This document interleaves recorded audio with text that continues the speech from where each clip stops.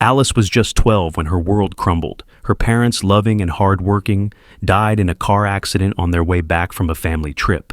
The tragedy left her heartbroken and alone. Her only family left was her aunt, Aunt Abena, who reluctantly took her in. Aunt Abena lived in a modest house in the bustling city of Accra with her 2 children, Gifty and Kweku. At first, Alice hoped this would be her new home, but it quickly became clear that she wasn't welcome. "You're not here to relax," Aunt Abena would say sharply. "If you want to stay, you have to earn your keep."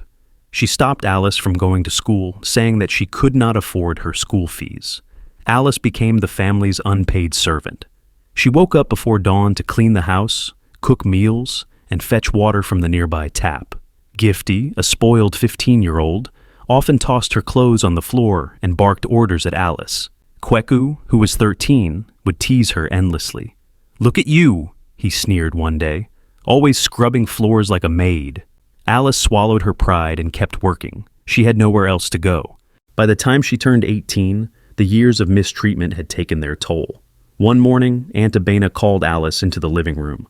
"Sit down," she said, her tone icy. Alice sat nervously, clutching her hands. "You're an adult now," Aunt Abena began. "I can't keep feeding you. You're not my responsibility anymore." Alice's heart sank. "But where will I go?" she asked, her voice trembling. "That's not my problem," Aunt Abena replied coldly. "Pack your things and leave." Tears streamed down Alice's face as she gathered her few belongings into an old, tattered bag. Gifty and Kweku stood in the doorway, smirking. "Good luck out there, Cinderella," Gifty said mockingly. The door slammed shut behind her. For days, Alice wandered the streets of Accra. She slept on benches, clutching her bag to her chest. The city buzzed around her with the sounds of honking cars, vendors shouting, and children laughing, sounds that felt distant and cold. Hunger gnawed at her stomach. She searched for scraps of food in the trash, her once bright eyes now dull with despair. One morning, as she walked along a busy street, the smell of fried plantains and spicy stew caught her attention. She followed the scent to a small, bustling restaurant with a faded sign that read, "Ifua's Kitchen." Inside, she saw an elderly woman bustling about, giving orders to the staff. Alice hesitated at the door, unsure if she should enter. Her stomach growled loudly, and Madame Ifua, the owner, noticed her. "Are you hungry, child?" Madame Ifua asked, her voice kind. Alice nodded shyly. I'm looking for a job," she stammered. Madame Ifua looked her over, taking in her tattered clothes and tired face. "We don't have much, but I could use someone to clean. Are you willing to work hard?" "Yes, ma'am," Alice replied eagerly. Alice began working as a cleaner that very day. She scrubbed the floors until they sparkled, washed mountains of dishes, and wiped down tables with care. The staff were kind to her, offering smiles and small words of encouragement. Over time, Madame Ifua noticed Alice's dedication. One evening, as they were closing up, she called Alice aside. "You've worked hard, my dear," she said. "Starting tomorrow, you'll be a waitress." Alice's heart swelled with gratitude. She learned how to serve customers, take orders, and carry plates with a smile. The work was tiring, but for the first time in years, she felt a flicker of hope. Late at night, when the city grew quiet, Alice would sit by her small bed and dream. "One day," she whispered to herself, "I'll have my own restaurant. It'll be a place where everyone feels welcome." But deep down, she knew the road ahead would not be easy. Still, she held on to her dream, determined to create a better future for herself.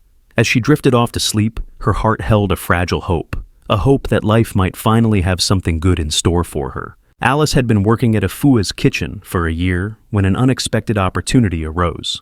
One morning, Madame Ifua gathered the staff after breakfast.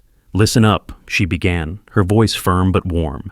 "We've been asked to help at a charity gala tonight. It's a big event with important people. I need my best workers to represent us." Alice's heart raced as Madame Ifua's eyes landed on her. "Alice, you'll be one of the waitresses," she said. Alice's hands trembled as she nodded. "Thank you, madam," she replied softly, though her nerves were already building. That evening, Alice dressed in a crisp white uniform provided by the event organizers. She stood in front of a mirror in the staff room, adjusting her black apron. "You'll do great," one of her coworkers said, patting her on the back. When Alice stepped into the grand ballroom, her breath caught. The room sparkled with crystal chandeliers and glittering decorations. Tables were set with fine china, and soft music played from a live band. Wealthy guests in elegant clothes mingled, sipping drinks and chatting. "Focus, Alice," she whispered to herself, gripping her tray tightly. As the evening progressed, Alice moved gracefully between the guests, serving drinks and clearing plates. She kept her head down, trying not to draw attention. But someone noticed her. James, a 26-year-old tech entrepreneur, stood by the bar, chatting with a business associate. Tall, dark-skinned, and confident, he wore an expensive navy suit that made him stand out. James was one of the rising stars in the business world, known for his sharp mind and charming personality. As he scanned the room, his eyes landed on Alice. There was something different about her, something simple yet captivating. She wasn't like the other women at the event, who wore expensive jewelry and carried themselves with arrogance. Alice moved quietly, her shy smile lighting up her face. "Excuse me," James said to the bartender. "Who's that waitress?" The bartender shrugged. "Probably one of the staff hired for tonight." James watched as Alice approached a table, her hands steady as she placed drinks in front of the guests. When she turned to leave, he stepped forward. "Excuse me," he said, his voice smooth but kind. Alice froze for a moment before turning to face him. "Yes, sir," she asked, her voice barely above a whisper. "What's your name?"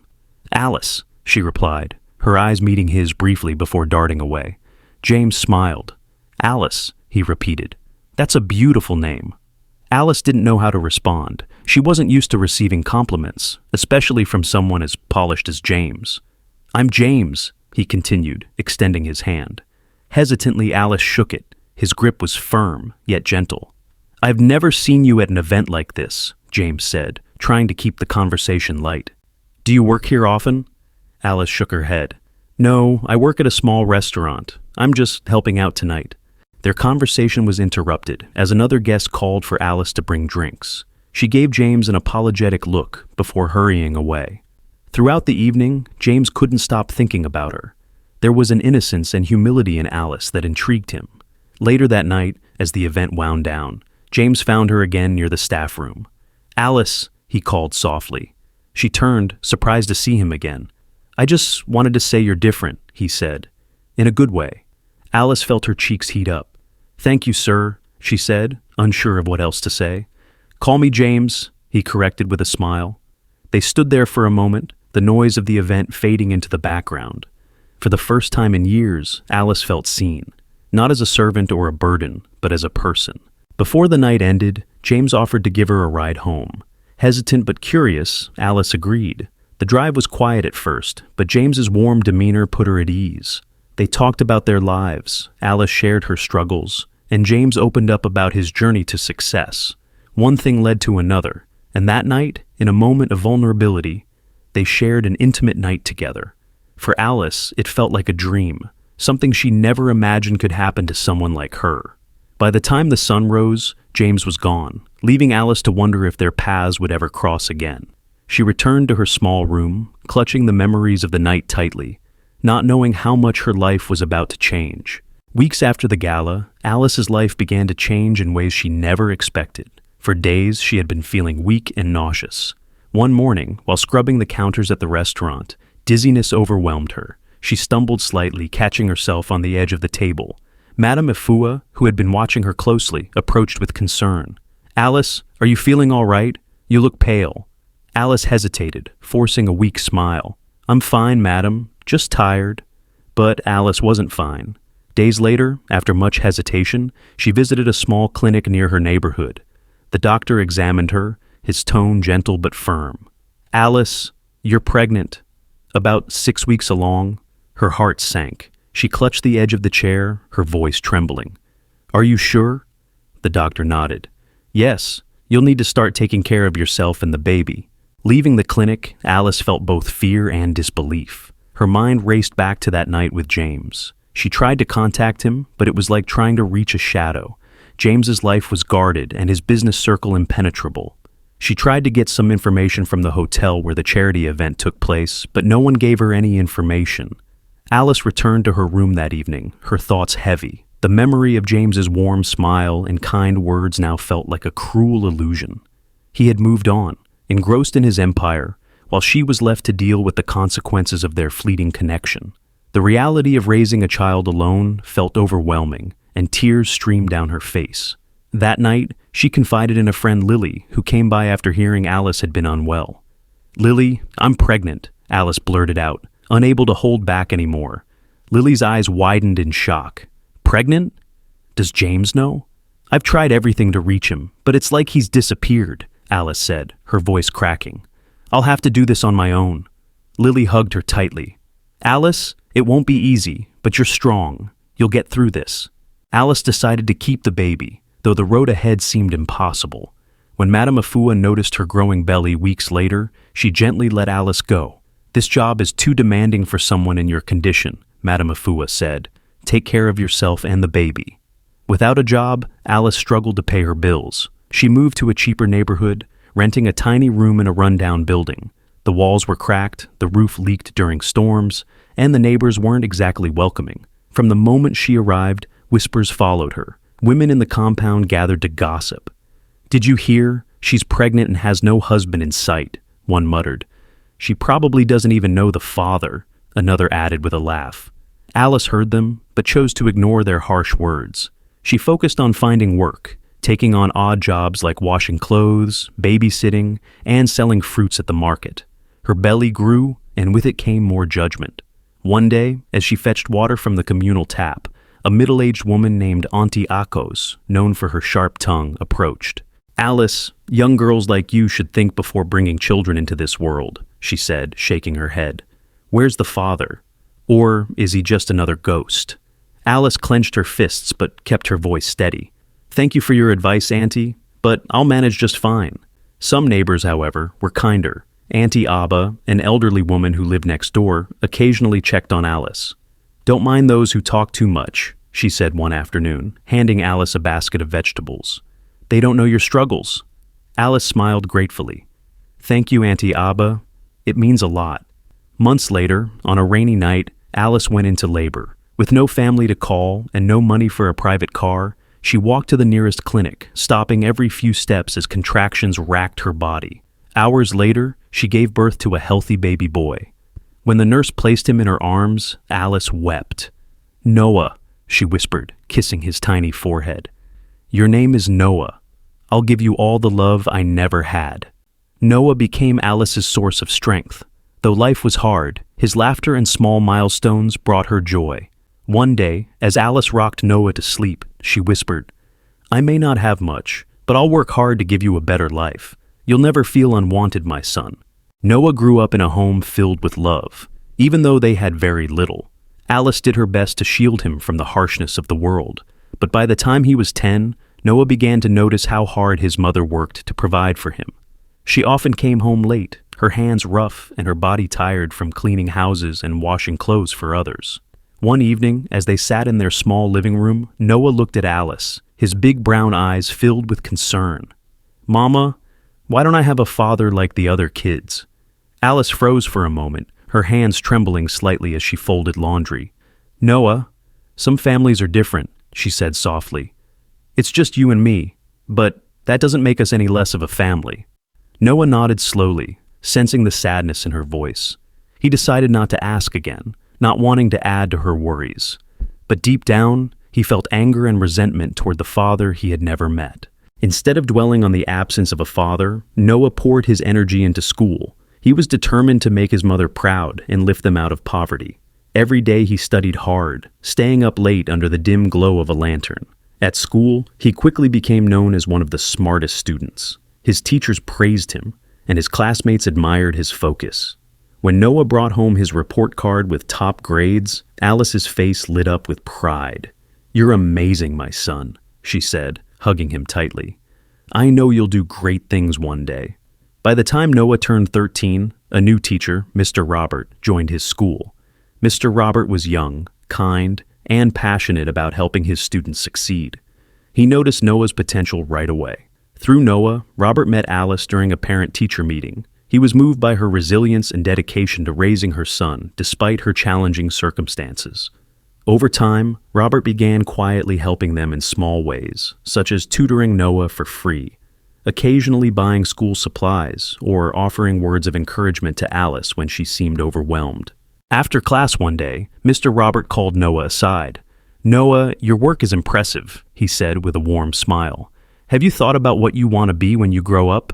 Noah hesitated, then said, "I want to be an engineer, sir. I want to build things and make life better for people." Mr. Robert nodded. "That's a wonderful dream, and I believe you can achieve it, but you'll need support along the way." From that day, Robert became a mentor to Noah. He spent hours after school tutoring him in math and science, encouraging him to aim higher. He also quietly helped Alice in small ways, like buying school supplies for Noah, and sometimes bringing groceries to their home. As Robert spent more time with them, he couldn't help but develop feelings for Alice. However, he kept his emotions to himself, knowing that Alice was solely focused on raising Noah and had little room in her life for romance. Robert respected her priorities and chose to remain a supportive presence, helping her and Noah in ways that didn't feel intrusive or burdensome. One afternoon, as Alice walked Noah to school, a neighbor stopped her. "Alice, that teacher seems to spend a lot of time here," the woman said with a sly smile. "Are you two close?" Alice shook her head firmly. "He's just helping Noah with his studies," she replied, her tone polite but firm.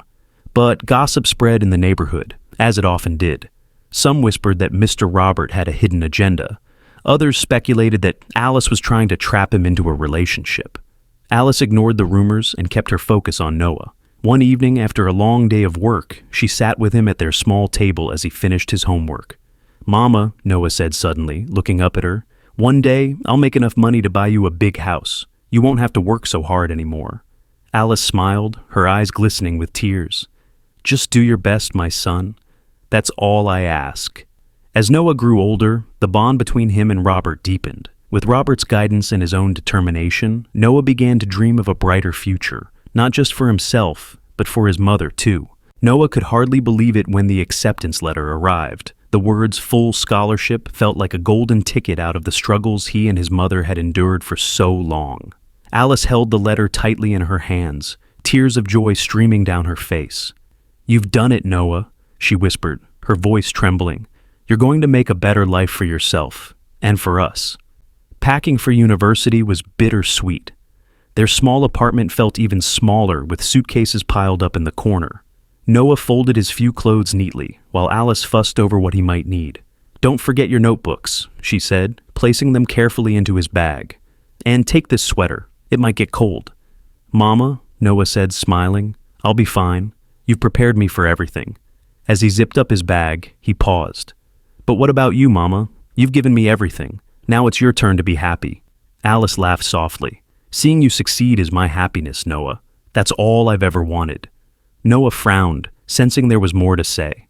"Mama," he began hesitantly, "have you ever thought about letting someone into your life? Someone who cares about you, like Mr. Robert?" Alice froze, her hands still on the sweater she was folding. "Noah, Mr. Robert is your teacher. He's here to help you, not me." "But Mama," Noah insisted, "he's more than a teacher. I see how he looks at you, and I see how you smile when he comes around." Alice shook her head. "Noah, my focus has always been you. I don't have time for anything else."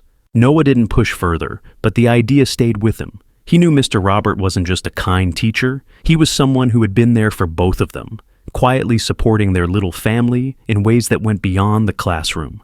At university, Noah thrived. His professors praised his dedication, and his classmates often turned to him for help with difficult assignments. But even in the midst of his success, he never forgot the sacrifices his mother had made. During a phone call one evening, Noah said, "Mama, you sound tired. Are you taking care of yourself?" Alice laughed. "I'm fine, Noah. Don't worry about me. Just focus on your studies." But Noah wasn't convinced. He thought about Mr. Robert again.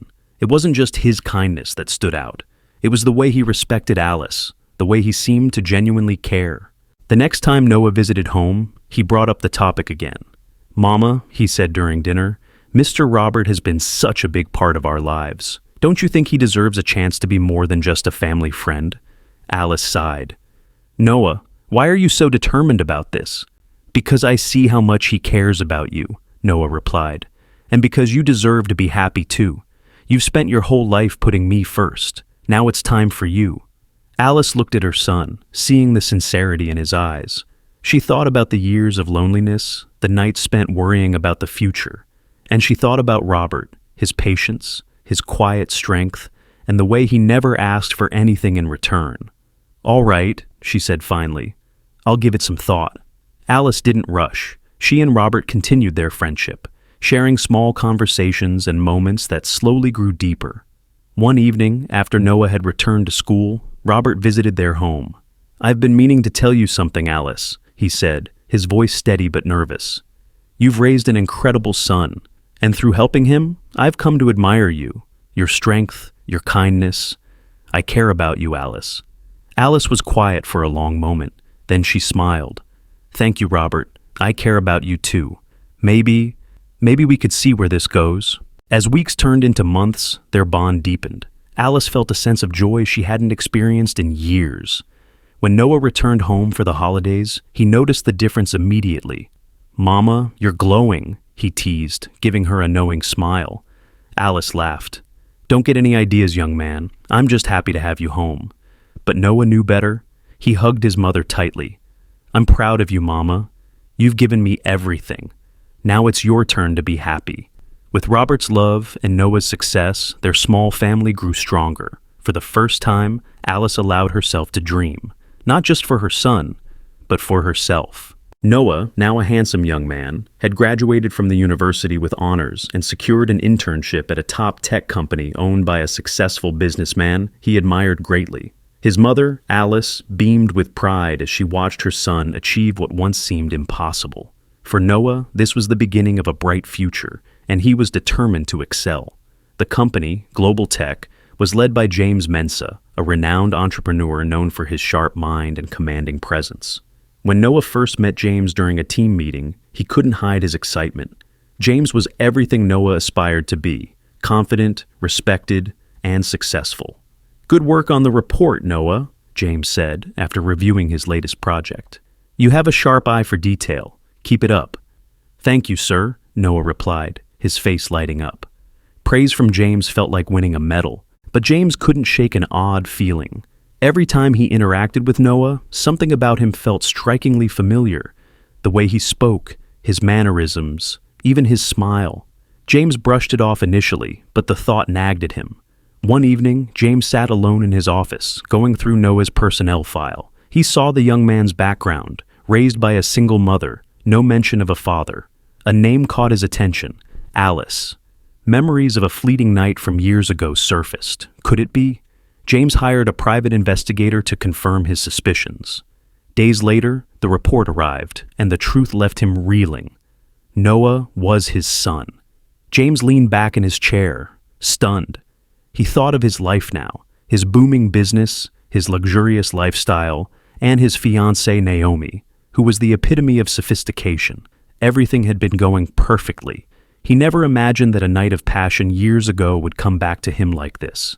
Determined to uncover the full story, James tracked down Alice. He found her living in a modest apartment, a far cry from his opulent world. When Alice opened the door and saw James, her face froze in shock. "James," she said, her voice trembling. "We need to talk," James said, stepping inside. Alice's expression turned guarded. "What do you want after all these years?" "Why didn't you tell me about Noah?" James demanded, his voice sharp. Alice's eyes filled with tears. "You disappeared, James. I had no way to reach you after that night. I raised Noah alone while you were out there building your empire." James scoffed. "That's not an excuse. You should have tried harder to find me." Alice's voice cracked with emotion. "I did everything I could for Noah. I gave him the love and support he needed. He doesn't even know about you because I didn't want him to feel abandoned or unwanted." As their voices rose, neither of them noticed Noah standing in the hallway, his face pale. He had come home early and heard every word. Later that evening, Noah confronted Alice.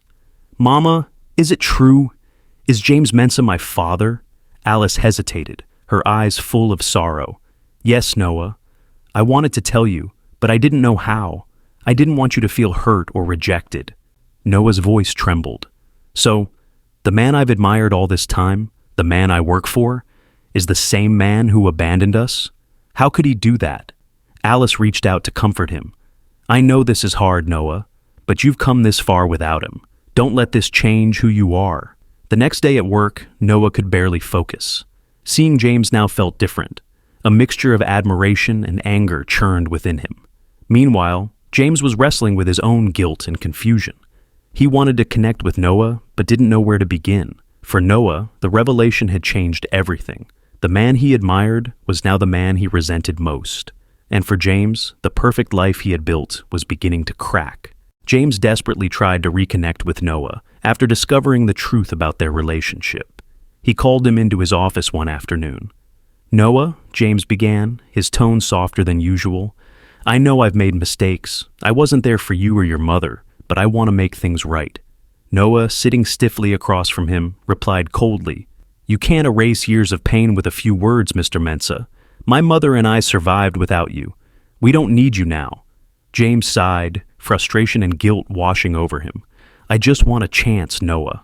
"Your chance was years ago," Noah said firmly before walking out of the office.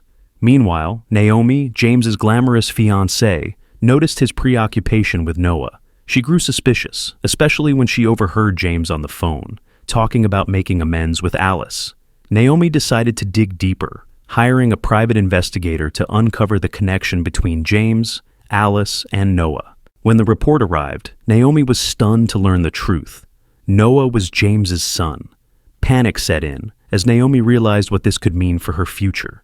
She had planned to marry James and secure a luxurious life, but Noah could claim part of James's fortune, derailing her carefully crafted plans. Naomi's fear turned into anger, and she devised a sinister plan. She vowed to remove Noah and Alice from their lives for good. She chose the night of one of James's business trips to execute her scheme, confident he wouldn't suspect her involvement. Late one evening, Naomi met with a group of men in a dimly lit parking lot. "I don't care how you do it," she said, her voice trembling with determination. "I want them gone, both of them. Make it look like an accident." The men nodded, taking the cash-filled envelope she handed them. The next day, Noah and Alice were at home, enjoying a quiet evening with Mr. Robert, who had come over for dinner. They didn't notice the dark car parked across the street, nor the two men watching their every move. As Alice set the table, she glanced at Robert. "I don't know what we'd do without you, Robert. You've been such a blessing to us." Robert smiled warmly. "Your family, Alice. I'll always be here for you." Before they could begin eating, the sound of shattering glass startled them. A brick had been thrown through the window, followed by the sound of footsteps approaching the front door. "Get down!" Robert shouted, pulling Alice and Noah behind the couch. The door burst open, and two masked men entered, armed and menacing. "Stay quiet, and no one gets hurt," one of them growled. But Robert wasn't about to let them harm his family. He lunged at the nearest intruder, causing a scuffle. "Run, Noah! Take your mother and run!" Noah grabbed Alice's hand, and they bolted out the back door, hearts pounding. They ran to a neighbor's house and called the police. Meanwhile, Robert managed to fight off the attackers long enough for help to arrive. The thugs panicked, realizing their plan was falling apart. They tried to flee, but the police arrived just in time to apprehend them. At the station, under intense questioning, the thugs confessed that Naomi had hired them. James, who had returned from his trip, was called in for questioning. When he heard Naomi's name, his heart sank. Naomi was brought in for interrogation, and her smug demeanor quickly crumbled. "I had to protect us, James," she cried. "They were going to take everything from us." James's face hardened. "You tried to kill my son and the woman who raised him. How could you stoop so low?" Naomi reached for his hand, but he pulled away in disgust. "Please, James, I only did it for us." "For us?" James said bitterly.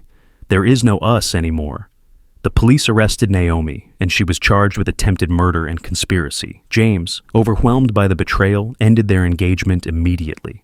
Later that evening, James visited Alice and Noah. For the first time, he stood before them, not as a powerful businessman, but as a man filled with regret. "I'm so sorry," he said quietly, "for everything. I failed you both, and I'll do whatever it takes to make it right." Alice, still shaken, looked at Noah. "It's up to you," she said gently. Noah met James's gaze, his emotions a whirlwind. "I don't know if I can forgive you," he admitted, "but for now, just stay away from us." James nodded, understanding the pain he had caused. As he walked away, he vowed to prove he could be the father Noah deserved.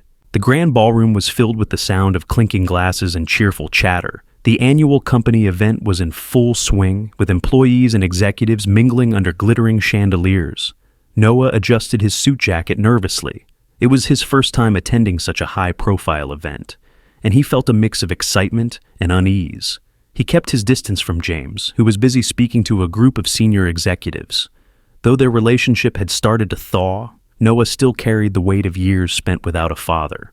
As the event reached its peak, James took to the podium. The crowd quieted as he began his speech, talking about the company's achievements and future plans. Then his tone changed, and the room seemed to hold its breath. "Tonight, I want to share something deeply personal," James said, his voice steady but filled with emotion. "For years, I made choices that hurt the people I should have cared for the most. I neglected my responsibilities, and in doing so, I lost precious time with someone very important to me." Murmurs spread through the crowd. Noah's heart raced as James continued. "Ladies and gentlemen, I want you all to meet my son, Noah." James gestured toward Noah, who froze in place. The room erupted into gasps and whispers. Noah felt his face flush as every eye turned to him. "I owe Noah and his mother an apology," James said, his voice trembling. "I was absent when they needed me the most, but I'm here now, and I want to make things right. Noah, I'm proud of the man you've become, and I'm honored to call you my son." The applause was deafening, but Noah barely heard it. His chest felt tight, his emotions swirling. James's words had touched something deep within him. After the event, Noah approached James. "That was unexpected," he said, his voice hesitant. James looked at him, his expression earnest. "I meant every word. I'm not asking for instant forgiveness, Noah, but I hope we can start fresh." Noah nodded slowly. "I think we can try. It won't be easy, but I see you're making an effort." James smiled, a glimmer of hope lighting his face. James's efforts didn't stop there. A week later, he visited Alice at her small apartment. "Alice," he began, "I've been thinking about how much you've sacrificed for Noah. You've done an incredible job, and I want to support you now, however I can." Alice raised an eyebrow. "Support me? How?" "I want to fund your dream restaurant," James said simply. "You've earned this." Alice stared at him, her emotions a mix of shock and disbelief. "You think money can fix everything?" "No," James admitted, "but it's a start. You deserve the chance to follow your dreams." After a long pause, Alice nodded.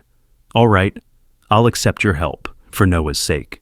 With James's backing, Alice's restaurant opened a few months later. It became an instant success, known for its delicious food and warm atmosphere. Meanwhile, Noah continued to excel at work, earning a promotion for his dedication and innovation. One bright afternoon, the family gathered for a joyful occasion, Alice and Robert's wedding. The ceremony was held in a beautiful garden, with flowers blooming all around. Alice looked radiant in her white dress, and Mr. Robert's smile was brighter than the sun. As Alice walked down the aisle, Noah escorted her, his heart swelling with pride. At the altar, Robert took her hands, his voice steady as he said, "You've brought light into my life, Alice. I promise to cherish and protect you always." The reception was filled with laughter, music, and heartfelt speeches. James raised a glass. "To Alice and Robert," he said, "your love and strength inspire us all. Here's to new beginnings." Alice nodded at James, her eyes soft with understanding. "Thank you," she said quietly. That day marked a turning point for everyone. James became a supportive father, attending Noah's milestones and cheering him on. Alice thrived as a restaurant owner, her hard work finally paying off. Together, they proved that even after years of pain and loss, healing and happiness were possible. Thanks for watching, dear viewers. If you enjoyed this story, please like this video and consider subscribing to the channel. I'll see you in our next video.